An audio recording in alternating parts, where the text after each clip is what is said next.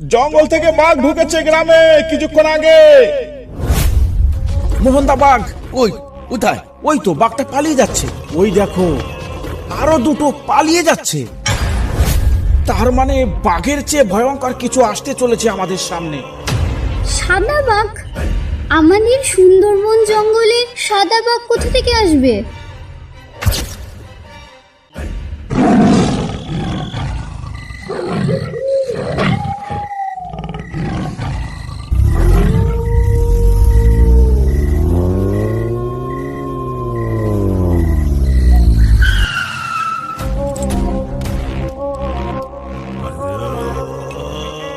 সকল গ্রামবাসীদের উদ্দেশ্যে জানানো হচ্ছে, আপনারা যে যেখানে আছেন অবিলম্বে ঘরে ঢুকে দরজা বন্ধ করে দিন। জঙ্গল থেকে বাঘ ঢুকেছে গ্রামে কিছুক্ষণ আগে। বাঘটাকে খাঁচা বন্দি করার জন্য আমাদের লোক কাজে লেগে পড়েছে। অযথা এদিক ওদিক ঘুরে কেউ প্রাণের ঝুঁকি নেবেন না। নবীন, চলো চলো পাশের গ্রামে চলো। পাশের গ্রামেও খবরটা দেওয়া উচিত। হ্যাঁ স্যার, পাশের গ্রামেও খবরটা জানানো অত্যন্ত জরুরি।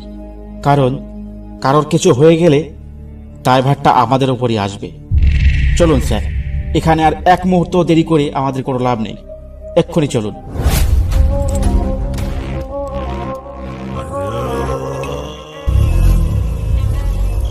ওরে নেতাই, তাড়াতাড়ি পা চালিয়ে আয়।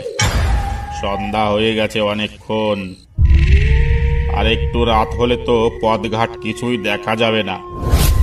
বাড়ি পৌঁছবো কি করে তখন? এমনিতেই হাট করতে আজ অনেক দেরি হয়ে গেল।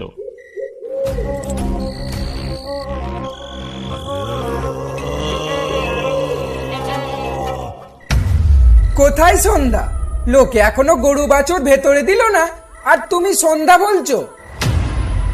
গরু বাছুর গোয়ালে মানে? ওই দেখো, ওখানটায় কিছু দেখতে পাচ্ছ? কি দেখতে পেয়েছিস বলতো ওখানটায়? সন্ধ্যা হয়ে গেছে তো অনেকক্ষণ আগে। কার গরু বাঁধা রয়েছে ওখানে? এই বরেন্দা, আমি বলি কি, শোনো, চলো না ওই গরুটাকে অন্ধকারে ধরে নিয়ে যায় আমাদের বাড়ি। ওটাকে বিক্রি করে যা টাকা পাবো দুজনে ভাগ করে নেব, কি বলো?